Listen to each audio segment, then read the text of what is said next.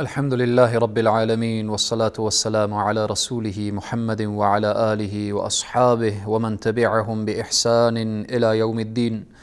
قال الله تبارك وتعالى في القرآن العظيم: فأعوذ بالله من الشيطان الرجيم. اليوم أكملت لكم دينكم وأتممت عليكم نعمتي ورضيت لكم الإسلام دينا. صدق الله العظيم. خدمت همه بینندگان عزیز و گرامی، السلام علیکم و رحمت الله تعالی و برکاته. شما را در برنامه خود شما که برنامه الگوهای هدایت هست که الله سبحانه و تعالی بر ما توفیق بده که الگوهای هدایت را بشناسیم، همه شما را خوش آمدید میگویم. در برنامه گذشته و جلسه گذشته پیرامون موافقات سیدنا عمر رضی الله عنه با قرآن عظیم الشان اشارات مختصر داشتیم. وقتی من میگم مختصر، همه این موضوعات مختصر هست. اگر بخواهیم پیرامون فاروق اعظم سیدنا عمر رضی الله عنه صحبت نماییم، هر آیه‌ای که با موافقت سیدنا عمر نازل شده، ساعتها روی این آیه، شأن و نزول آیه، بالآخر تمام تفاسیر آیه ساعتها صحبت دارد، ولی به طور فهرستوار میگذاریم تا اینکه این بزرگان اسلام را بشناسیم.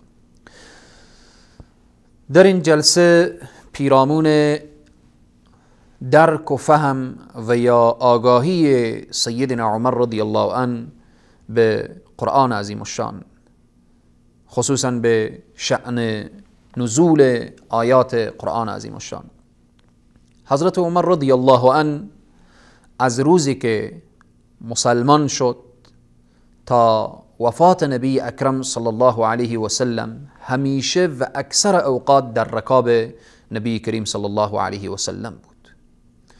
سیدنا عمر کل قرآن عظیم الشان را با اسباب و نزول آیات همه را حفظ داشت. حتی بعضی از بزرگان اشاره می کنند که سیدنا عمر رضی الله عنه اکثر آیات قرآنی را زمان نزول و مکان نزول را خوب می دانست، که از آن جمله به یک نمونه اشاره می شود به آیه مبارکه الیوم اکملت لکم دینکم و اتممت علیکم نعمتی و رضیت لکم الاسلام دینا.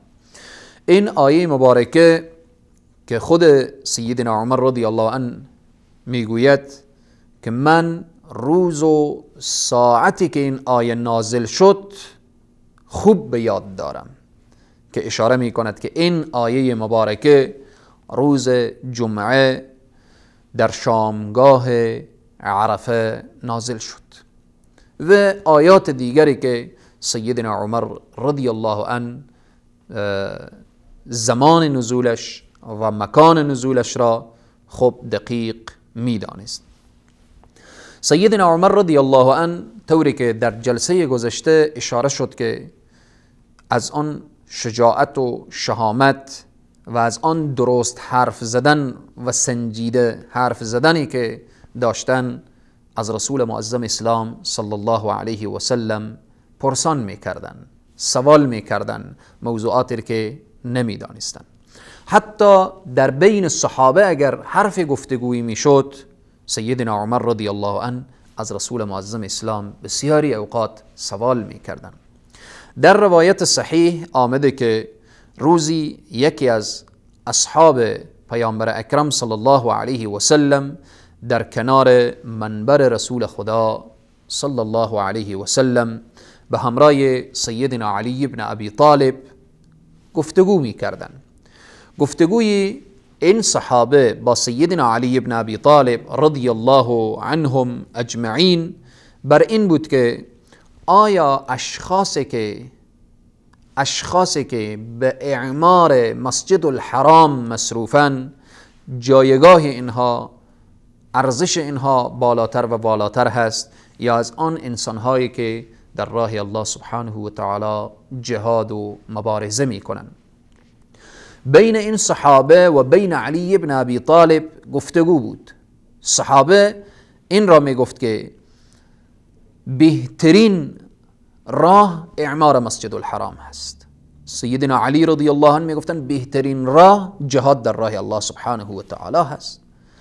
سیدنا عمر وقتی این گفتگو را شنیدن و بعداً گفتن که شما در کنار منبر رسول خدا صلی الله علیه و سلم صدای خود را بلند کردید، آرامتر باشید. بعد از نماز من از رسول خدا این سوال را می کنم که کدام یک بهترتر هست، آیا اعمار مسجد الحرام و یا اینکه جهاد در راه الله سبحانه و تعالی؟ سیدنا عمر رضی الله عنه بعد از ختم نماز جریان به رسول معظم اسلام گفتن و از رسول معظم اسلام سوال کردن که یا رسول الله صلی الله علیه و سلم، بین صحابه چنین گفتگو شده که آیا اعمار مسجد الحرام اجر و پاداشش بیشتره یا جهاد در راه الله سبحانه و تعالی؟ وقتی این را سیدنا عمر سوال میکنه از رسول معظم اسلام، این آیه مبارکه سوره توبه آیه 19 الی 22 نازل میشه. الله سبحانه و تعالی میفرماید که اجعلتم سقایت الحج و عمارت المسجد الحرام كمن آمن بالله واليوم الآخر وجاهد في سبيل الله لا يستوون عند الله. آیه بیان میکنه که اعمار مسجد الحرام اجر داره، پاداش داره، ثواب داره، ثواب عظیم و بزرگ داره، اما وقتی مقایسه با جهاد فی سبیل الله بشه لا یستوون عند الله، لا یستوون عند الله، برابری نمیکنه نزد الله سبحانه و تعالی. پس ببینیم سیدنا عمر رضی الله عنه سوال میکنه از رسول معظم اسلام صلی الله علیه و سلم، پاسخ سوال را الله سبحانه و تعالی از فوق آسمان ها به نبی کریم صلی الله علیه و سلم آیه نازل میکنه و رسول معظم اسلام برای سیدنا علی ابن ابی طالب، برای او صحابه جریان را بیان میکنن. همچنین وقتی که میگیم حضرت عمر رضی الله عنه از پیامبر اکرم صلی الله علیه و سلم سوال میکردن، سوال سیدنا عمر سنجیده بود، سوال سیدنا عمر درست بود. به همین رسول معظم اسلام صلی الله علیه و سلم هم بعضی وقت سیدنا عمر را مخاطب میکردن. این چیز واضح و مشخص است که وقتی بین شاگرد و استاد و استاد و شاگرد محبت بود گفتگو صورت میگیرد. سیدنا عمر رضی الله عنه از رسول الله صلی الله علیه و سلم سوال میکنن،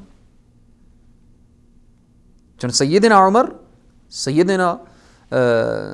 عمر وقتی که از رسول معظم اسلام صلی الله علیه و سلم سوال میکنن، او طرز سوال کردن و او طرز بیان کردن و همه آدابی که لازم و ضروری بود رعایت میکردن.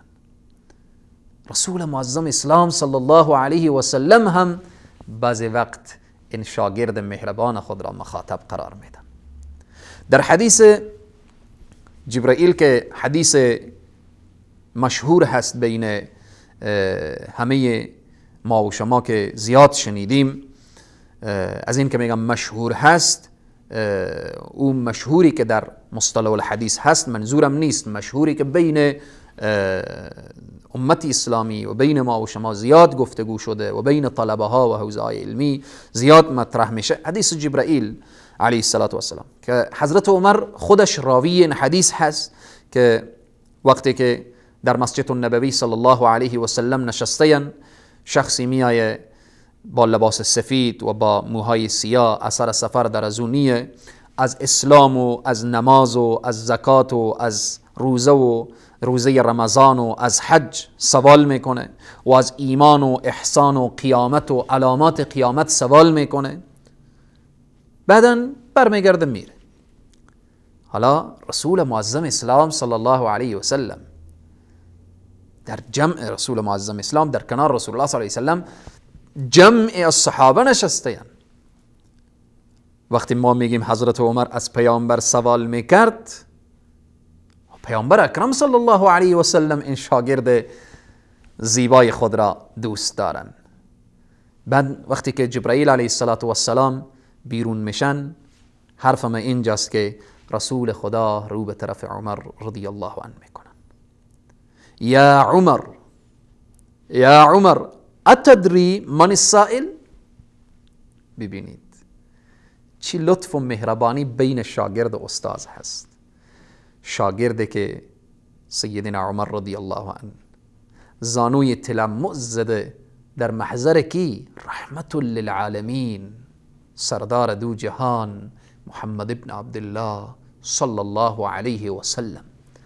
رسول خدا صلی الله علیه و سلم میفرمان یا عمر، ای عمر، شاگرد خود را مخاطب میکنن. ای اوج محبت و دوستی استاد نسبت به شاگردش هست. یا عمر اتدری من السائل؟ ادب شاگرد را ببینید. قلت، عمر میگوید گفتم که الله و رسوله اعلم. سیدنا عمر اگر چیزی میدانه هم سکوت میکنه، باشه که از استاد بهتر و بیشترتر بدانه و بفهمه و از این چشمه زلال خود را سیراب کنه. این آداب رو ببینید. نمیگه که بله من میدانم، نه نمیدانم و بالاخره برای من. در اینجا سیدنا عمر فقط میگه الله و رسوله اعلم، داناترن، خدا و رسول میدانه. و رسول معظم اسلام صلی الله علیه وسلم بعداً بیان میکنن که جبرائیل بود آمده بود تا دین شما را به شما بفهمانه و تعلیم بدهد. پس از این حدیث جبرائیل این را میدانیم که وقتی میگیم حضرت عمر از رسول خدا سوال میکرد، رسول خدا هم حضرت عمر را مخاطب قرار میداد. یا عمر اتدری من السائل؟ ای اوج محبت بین استاد و شاگرد را نشان میدهد. و همچنین مسئله فهم سیدنا عمر رضی الله عنه و درک سیدنا عمر رضی الله عنه ارتباط به آیات قرآن عظیم الشان انشالله بعد از یک میان برنامه در خدمت شما بیان میکنم. با ما باشید.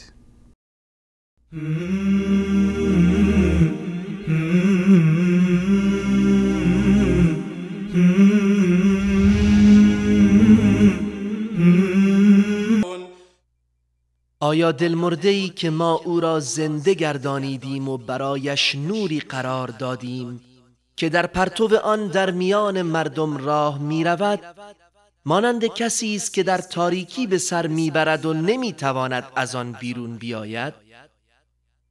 این گونه کارهای کافران برایشان آراسته شده است.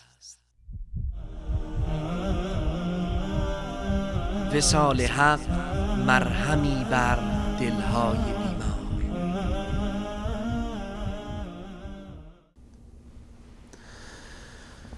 خدمت بینندگان عزیز و گرامی عرض سلام و ادب و احترام دارم.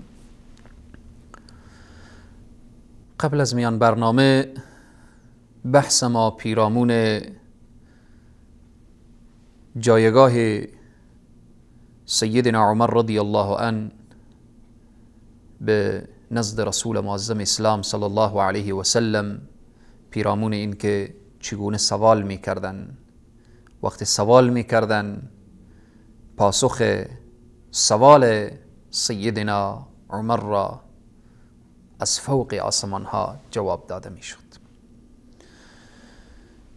در این جلسه بیشتر بحث ما پیرامون فهم و درک سیدنا عمر رضی الله عنه از قرآن عظیم الشان هست، یعنی تفسیر و تحلیل سیدنا عمر از آیات قرآن عظیم الشان. زمانی که این آیه مبارکه نازل شد سیهزم الجمع و یولون الدبر، زود است که این جمع شکست بخوره و یولون الدبر و پشت بکنه، یعنی فرار بکنه. سیدنا عمر رضی الله عنه به این فکر فرو رفتن که در روز بدر و غزوه بدر کدام جمع شکست خواهد خورد و فرار خواهد کرد، میگه فکر میکردن که این آیه مبارک سیهزم الجمع و یولون الدبر، در آن اثنا چشمم به رسول معظم اسلام صلی الله علیه و سلم افتاد. هنگامی که چشم من به نبی کریم صلی الله علیه و سلم افتاد که رسول نازنین زره را پوشیدن و او لباسی که برای جنگ هست و رسول خدا را سر تا پا دیدم که در استقامت کامل و در ثابت قدمی استاده هستند، کلا ذهن من به این گشت که امروز روز شکست نیست. و بعدا سیدنا عمر رضی الله عنه و خود این آیه را زمزمه می کردن در معرکه بدر که سیهزم الجمع و یولون الدبر. سیدنا عمر رضی الله عنه چنین درک کردن که امروز روز پیروزی مسلمان هاست و روز شکست دشمنان هست و چنین هم شد. مسلمان ها در بدر 70 نفر از مشرکین را کشتن، 70 نفر را اسیر کردند و مسلمان ها با سرفرازی و سربلندی به طرف مدینه منوره برگشتند. و سیدنا عمر رضی الله عنه میگه وقتی چشم من به رسول خدا افتاد، من از این آیه مبارکه این را دانستم که دشمن امروز فرار میکند و شکست میخورد و بالاخره پیروزی از آن مسلمان هاست. پس این آیه مبارکه سیهزم الجمع و یولون الدبر درک سیدنا عمر را نسبت به این آیه نشان میدهد. و همچنین درباره آیات سوره ذاریات از سیدنا عمر رضی الله عنه پرسان کردند که والذاریات ذروا فالحاملات وقرا فالجاریات یسرا فالمقسمات امرا، منظور از اینها چیست؟ سیدنا عمر رضی الله عنه ببینیم یک شخصیتی که میتونیم بگیم که سیدنا عمر مفسر قرآن، سبحان الله، با چی درک و با چی فهمی که الله سبحانه و تعالی برای سیدنا عمر رضی الله عنه عطا کرده در قبال این آیات. وقتی سوال میشه سیدنا عمر میفرمایند که والذاریات ذروا، در این آیه مبارکه الله سبحانه و تعالی میفرماید یعنی بادها، باد هست. و در جمله بعدی یا کلمه بعدی، آیه بعدی، فالحاملات وقرا، منظور و مراد ابرهاست. فالجاریات یسرا، منظور کشتی هاست. فالمقسمات امرا، گفت که منظور و مراد فرشتگان هست. در پایان که سیدنا عمر این جواب ها را میدهد که منظور و مراد از باد و ابر و کشتی و فرشته و این هاست، در پایان میگه اگر اینها را از رسول معظم اسلام صلی الله علیه و سلم نمی شنیدم. این تفسیر سیدنا عمر از کی شنیده؟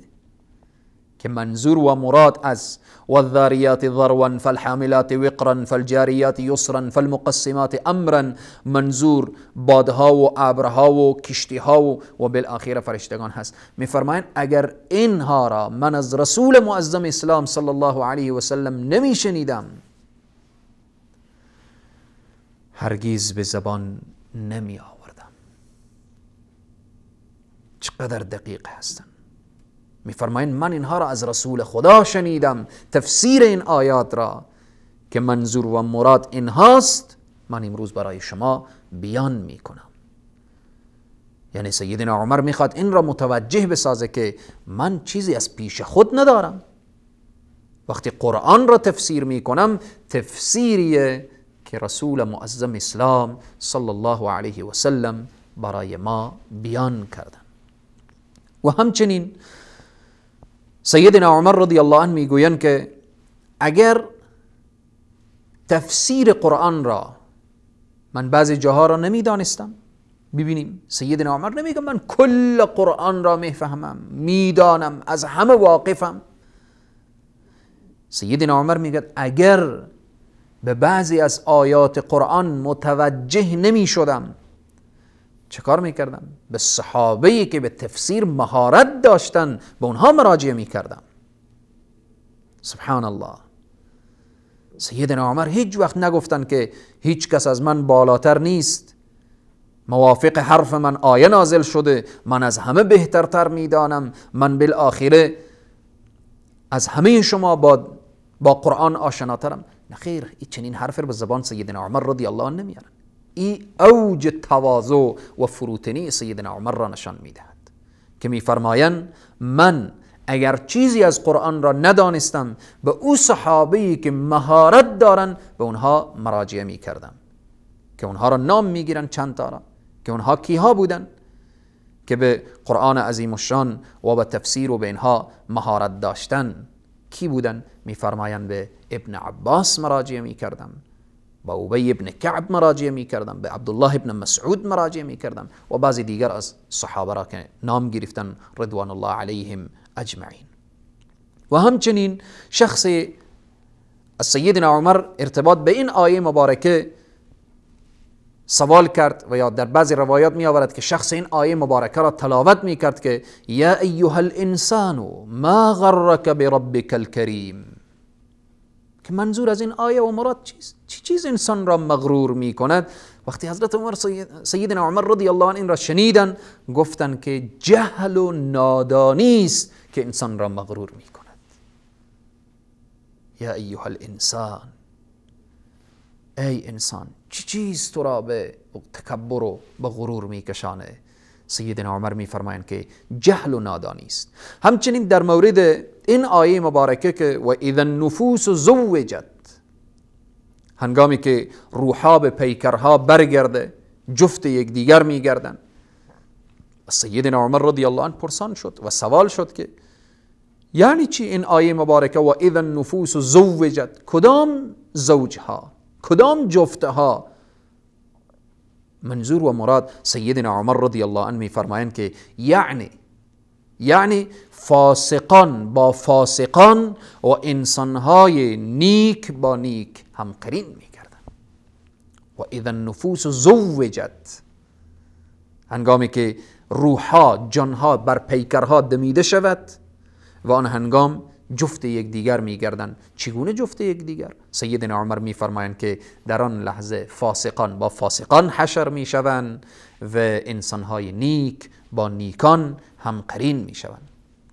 همچنین ارتباط به آیه مبارکه و توبوا الی الله توبة نصوحا، از سیدنا عمر رضی الله عنه پرسان شد، گفتند توبه آن توبه‌ای که انسان توبه کنه و دوباره او را نشکنه، این توبه نصوح است. و همچنین آیات دیگری هست که از آن جمله در تفسیر آیه مبارکه یؤمنون بالجبت و الطاغوت، سیدنا عمر رضی الله عنه گفتن که مراد از جبت جادوگر هست، سحر هست، و مراد از طاغوت شیطان هست. آیات زیادی در این راستاست که سیدنا عمر رضی الله عنه تفسیر میکنن نسبت به آیات، تحلیل و بالاخره درک و فهم سیدنا عمر رضی الله عنه. امروز متاسفانه چه شخصیت مورد حمله قرار میدن دشمنان اسلام.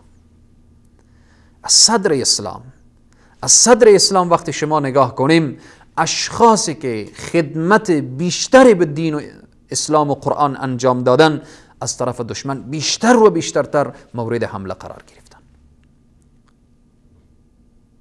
هر انسانی که در دنیا آمده خدمتی به دین مبین اسلام کرده، خدمتی به قرآن و به سنت نبی کریم صلی الله علیه و سلم در راستای دین تلاش کرده، دشمن او بیشتر و بیشترتر مورد حمله قرار داده. امروز چرا به سیدنا عمر رضی الله عنه طعن زده بشه، نعوذ بالله لعن گفته بشه، نعوذ بالله من ذلک حرفای زشت و ناروا نسبت به سیدنا عمر رضی الله عنه، از این حرفها از مقام سیدنا عمر چیزی کم و کاست نمیکنه که انسانهای بیاین بالاخره دهن خود را مردار کنن، به سیدنا عمر رضی الله عنه توهین کنن، دشنام بدن. اینها فقط کسانی هستند که خود را نفرین میکنن.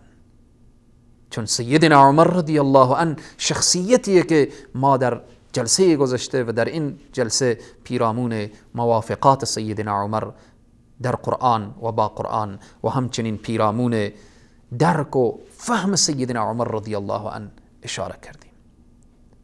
باور کنید سروران عزیز و بزرگوار، من این حرفها را وقتی بیان می کنم که شمه و قطریه که من از زندگی نامه سیدنا عمر رضی الله عنه میگیرم و بر کام تشنگان که اونها عاشق و شیدای صحابه و سیدنا عمر هستند میریزانم. خدای تبارک و تعالی به ما توفیق بده که با سیره این بزرگان آشنا بشیم. سیدنا عمر رضی الله عنه شخصیتیه که اگر امروز زمامداران ما، اگر تمام اشخاص ما بیاین سیدنا عمر را برای خود اسوه و الگو قرار بدن، تمام مشکلات امت اسلامی رخت سفر میبنده. الله سبحانه و تعالی روح این بزرگان را شاد هست، شادتر داشته باشه و ما را پیرو واقعی اصحاب پیامبر، خصوصا پیرو واقعی خلفاء الراشدین و بالاخص پیرو واقعی سیدنا عمر رضی الله عنه ما را داشته باشد و بر ما توفیق بده که سیره این بزرگان را سرمشق زندگی خود قرار بدیم. تا برنامه بعد شما را به خداوند کریم و رحیم می سپارم. موفق و سرفراز و سربلند دنیا و آخرت باشید. والسلام علیکم و رحمت الله تعالی و برکاته.